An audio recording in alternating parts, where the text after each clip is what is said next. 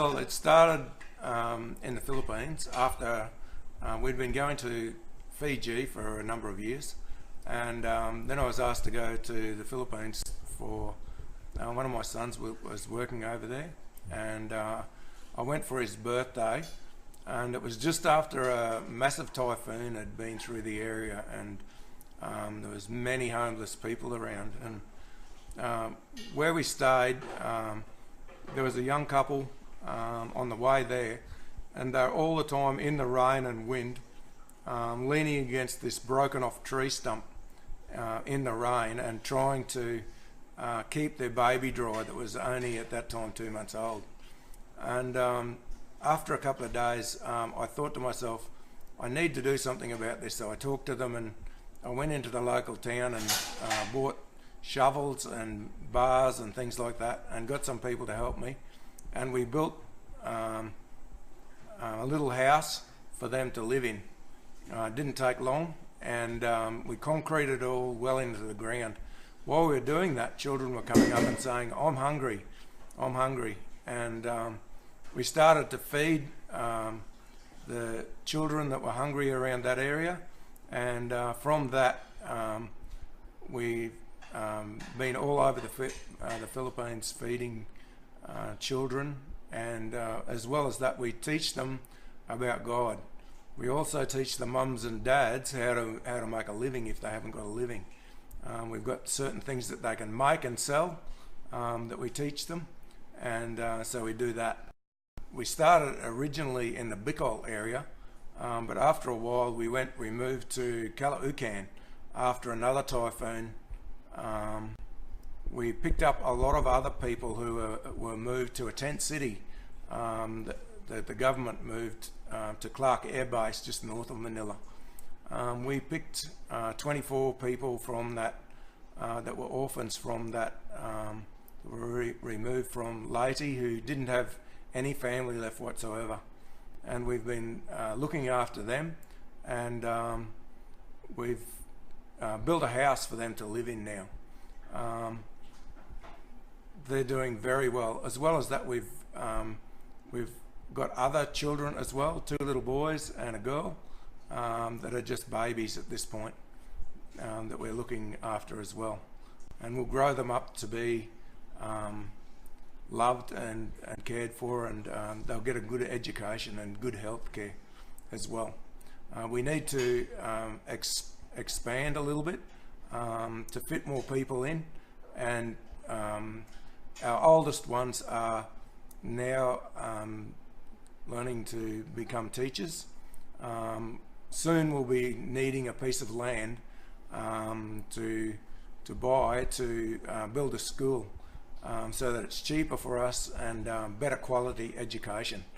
And these teachers will use a better quality education to teach all of our orphans, and as well as that, some other children who are nearby. So that's the thing that's on our agenda at the moment. We'd like to buy 4 lots of land. They're only very tiny little lots, and that would be sufficient to build another building for our housing requirements, and also to build the first school building where we could educate children. The pieces of land that we need to buy will cost $20,000 approximately Australian. That's for the 4 pieces of land. Then we've got building costs we'll make our own blocks and things like that. So at this stage we haven't calculated that. Our first priority is to get this land. Yeah, the buildings that we make will also be used for following up some of the people who want to learn extra things. We want to teach musical instruments in one section of the building.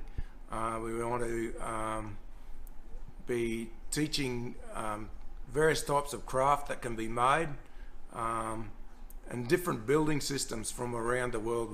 We'd like to introduce different building systems so that their buildings don't get broken down continually.